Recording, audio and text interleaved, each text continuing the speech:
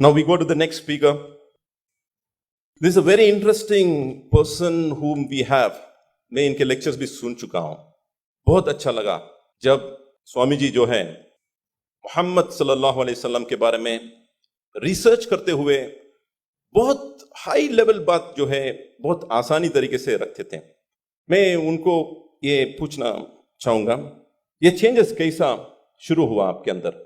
यानी आप पहले एकदम ऑपोजिट थे. वो जो किताब पहले जो किताब लिखे टोटली एंटी इस्लामिक था. बाद में अभी जो है आप एकदम पॉजिटिव अंदाज में, ब्यूटीफुल अंदाज में, बहुत सारे मौलवी भी आपको मैच नहीं कर सकते. पूरे मौलवी करके नहीं बोलता, बहुत सारे यानी उलमा में भी हर आदमी के पास जो है वो जो बोलने का तरीका जो है हर आदमी के पास नहीं हो सकता है. तो उस अंदाज में आप जो बोल रहे हैं बहुत डीप स्टडी करते हुए आप लोगों के सामने आ रहे हैं. तो what is the transition phase, कैसा हुआ है? ओम पूर्णमदः पूर्णमिदं पूर्णात् पूर्णमुदच्यते पूर्णस्य पूर्णमादाय पूर्णमेवावशिष्यते. ओम शांति शांति शांति.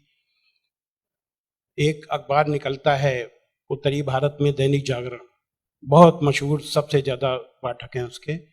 उसमें एक लेख छपा था, दंगे क्यों होते हैं. बल्लाज मधोक, जो बुजुर्ग लोग हैं उनको जानते होंगे बल्लाज मधोक को, उन्होंने एक लेख लिखा था और कुरान मजीद की कुछ आयतें दी थी.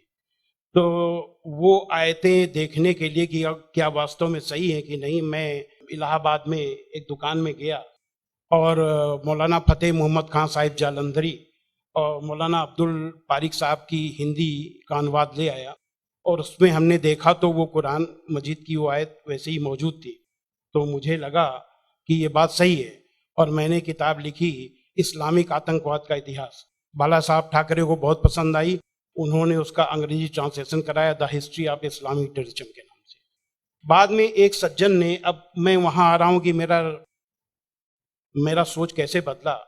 मुंबई के एक व्यापारी ने मुझसे कहा कि स्वामी जी आप जो काम कर रहे हो उसमें फंड की जरूरत है, फंड आपको नहीं मिल रहे, आप ऐसा करिए किताब इस्लाम पर लिखिए अमेरिका के लिए कि वास्तव में इस्लाम से अमेरिका को खतरा है, तो आपको अच्छा खासा आपको वहां से रॉयल्टी मिलेगी और आपके सारे काम चल जाएंगे.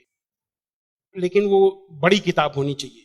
उसको लिखने के लिए मैंने हजरत मोहम्मद सल्लल्लाहु अलैहि वसल्लम की जीवनी पढ़ी. जब जीवनी पढ़ी तो जो कुरान मजीद की आयतों को मैंने आतंकवाद से जोड़ा था कि इन आयतों की वजह से आतंकवादी बनते हैं, लेकिन जीवनी पढ़ने के बाद मुझे लगा कि ये आयतें आतंकवाद को रोकने के लिए हैं, आतंकवादियों को. सुभान अल्लाह. क्योंकि उनमें जो युद्ध का आदेश था वो आतंकवाद और आतंकवादियों के विरुद्ध था. तो मुझे लगा कि मुझसे बहुत बड़ी गलती हो गई, एक धर्माचार्य से ऐसी गलती नहीं होनी चाहिए. और वो गलती क्यों हुई? वो गलती का जिम्मेदार मैं नहीं था, उस गलती का जिम्मेदार अनुवाद करने वाला था, जिसने ये नहीं बताया कि आयत का मतलब कैसे समझें. किसी भी, हम यहाँ जो गैर मुस्लिम भाई होंगे उनको मैं बताऊं कि आयत का मतलब समझने के लिए जरूरी है कि आयत क्यों और किन परिस्थितियों में आई. ये जब जानेंगे तभी सही अर्थ मालूम होगा. तो ये जानने के बाद मैंने एक दूसरी किताब लिखी, इस्लाम आतंक या आदर्श. यानी इस्लाम में आतंक नहीं, आदर्श ही आदर्श है. और इसका हम दूसरा उदाहरण और हम दे रहे हैं क्योंकि हमने एक दूसरी किताब भी लिखी है. एक बार मैं जा रहा था, अभी थोड़े दिन की बात है, तो एक सज्जन से मेरी बातचीत होने लगी. मैंने कहा इस्लाम में आतंकवाद है ही नहीं. तो उन्होंने क्या किया, अपने मोबाइल में दिखाया एक इंटरनेट से कि आज से 100 साल पहले ब्रिटिश पार्लियामेंट में एक भूतपूर्व जो प्रधानमंत्री विलियम ग्लैडस्टोन थे, उन्होंने कुरान मजीद को लहराते हुए उसके बारे में कुछ नेगेटिव चीजें कही थी.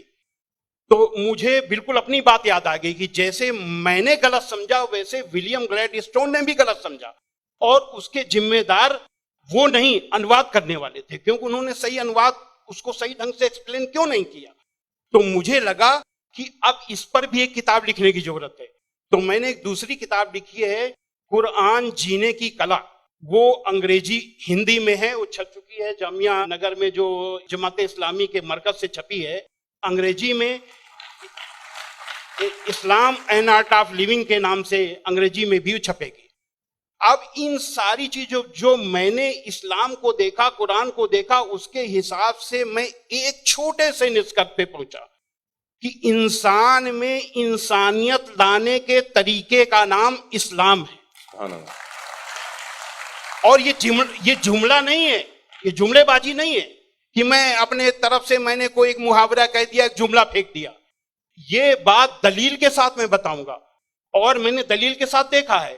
ये इंसानियत के दुश्मन है काम, क्रोध, मद, लोभ, मोह। ये दुश्मन है और कुरान मजीद में इन सब के लिए बहुत ही बड़ी बुराई बताया गया है और रोक लगाई गई है। पहले एक चीज हम काम को ले लेते हैं।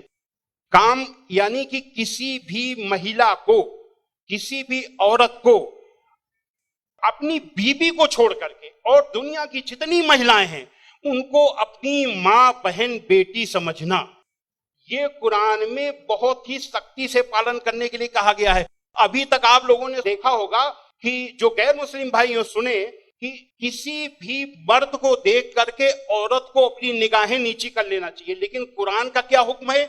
कुरान के सूरा 24 आयत नंबर 30 में है, ऐ मोहम्मद मोमिनों से कह दो कि वे अपनी गैर जो भी महिलाएं हैं जो उनको देख करके अपनी निगाहें नीची रखा करें और अपनी शर्मगाहों की हिफाजत करें। सुभान अल्लाह। यानी जब सुभान अल्लाह।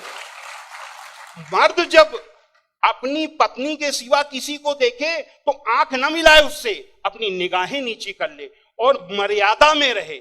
ये पुरुष के लिए ये बनाया गया नियम और यही नियम औरत के लिए भी, दोनों के लिए वही नियम बनाए गए। ये नहीं कि केवल औरत के लिए। मर्द कहते हैं कि इस्लाम में औरत को दबाया जाता है, लेकिन मर्द के लिए कितना सख्ती से नियम बनाया गया। तो ये काम के लिए कितनी सख्ती की गई। क्रोध, गुस्सा के लिए सबसे पहले गुस्सा का तरीका इस्लाम में इतना आसान बताया गया कि देख करके मैं सबसे ज्यादा प्रभावित हुआ। कहा जाता है अगर गुस्सा अगर किसी का रुक जाए तो वो पूरा संत बन गया, साधु बन गया। और कितना बढ़िया तरीका इस्लाम में बताया गया, कुरान में बताया गया है कि माफ कर दो, किसी के गुनाहों को माफ कर दो और जब माफ कर दो गुस्सा खत्म। और सबसे पहले ये हुक्म दिया गया पैगंबर को। सूरा 7 आयत नंबर 199 में हुक्म आया कि ऐ मोहम्मद माफी का तरीका अपनाओ और भलाई का हुक्म देते रहो और अज्ञानियों से किनारा कर लो। सबसे पहला माफी का हुक्म अगर आया तो अपने पैगंबर के लिए आया। और ऐसे लोगों को क्या कहा गया? सूरा 3 आयत नंबर 134 में अल्लाह का हुक्म है कि जो लोग तंगी और खुशहाली की हर हालत में अच्छे से अच्छा काम करते हैं और गुस्से को रोकते हैं और लोगों के गुनाहों को माफ करते हैं तो अल्लाह ऐसे लोगों को पसंद करता है जो ऐसे अच्छा से अच्छा काम करते हैं। हजरत मोहम्मद सल्लल्लाहु अलैहि वसल्लम पर कुरान उतरने के बाद आपके दिल में उतर गई, दिल में उतरने के बाद आपके कर्मों में उतर गई। आपके एक एक कर्म कुरान में अल्लाह के हुक्म के अनुसार हुआ करते थे। आपने पहले खुद अपने आचरण में लिया, अपने अखलाक में लिया, तब दूसरों को बताया। फतेह मक्का के दिन वो अबू सुफियान जो आपके खिलाफ मक्का की एक एक लड़ाई में आपका के खिलाफ नेतृत्व करते थे, जब वो सामने पड़े फतेह मक्का के दिन तो हजरत मोहम्मद सल्लल्लाहु अलैहि वसल्लम ने कहा कि आज अबू सुफियान को माफी और जो अबू सुफियान के घर में दाखिल हो जाए उसे भी माफी। आज जो अपने घर के दरवाजे बंद कर ले उसे माफी, जो मस्जिद में चला जाए उसे भी माफी। अब आप सोचिए, जिस मक्का में कदम कदम पे आपका विरोध था, कदम कदम पे आपके रास्ते पे रोड़े अटकाए गए और जो 10,000 लोगों की फौज के साथ आप जब पहुंचे तो किसकी हिम्मत थी कि सामने होता? सारे के सारे लोग छिप गए। जब हजरत मोहम्मद सल्लल्लाहु अलैहि वसल्लम ने देखा कि कोई नहीं दिखाई दे रहा तो बहाना बनाया माफी देने का। ये बहाना क्या बनाया कि जो यहां चला छुप जाए उसे माफी, जो वहां छुप जाए उसे माफी, जो वहां छुप जाए उसे भी माफी। यानी किसी न किसी बहाने सबको माफी, माफी, माफी और माफी। माशाल्लाह, माशाल्लाह। स्वामी जी, आपको रोकना मेरे दिल में क्या है, ख्वाहिश तो नहीं है, मगर मैं पैनल डिस्कशन कंडक्ट कर रहा हूं अभी, इसलिए आपसे एक सवाल भी मैं करूंगा। मैं समझ रहा हूं आपके जो रिसर्च बहुत डीप है, बहुत डीप है, फिर भी एक सवाल मैं आपसे पूछना चाहूंगा। अभी आपको ये रिसर्च होने के बाद क्या आपको ये लग रहा है कि मुसलमान जो आजकल के बहुत सारे मुसलमान जो है वो खुद जितना आपने रिसर्च किए अक्सर लोग रिसर्च नहीं करें, क्या ये एक वजह हो सकता है? मेरे हिसाब से मैंने जो जो भी मसाइल यानी समस्याएं दुनिया में देखी हैं, उन सारी समस्याओं का पॉजिटिव हल कुरान मजीद में मौजूद है। बस देखने की जरूरत है। जो ईश्वरी किताबें होती हैं वो बहुत ही रहस्यमयी होती हैं, उनको समझना आसान काम नहीं है। उसके लिए तन और मन दोनों की पवित्रता चाहिए। केवल शरीर नहाया धोया ना हो, केवल शरीर की को पाक करने की ही केवल जरूरत नहीं है, मन को भी पाक करने की जरूरत है। जब शरीर और मन से पाक होकर के आप देखेंगे तो उसका रहस्य समझ में आएगा। आपकी हर समस्या का हल कुरान मजीद में मिल जाएगा। और उसी नजरिए से आज का मुसलमान कुरान मजीद को नहीं देख रहा, इसीलिए समस्याएं पैदा हो रही। Thank you, thank you.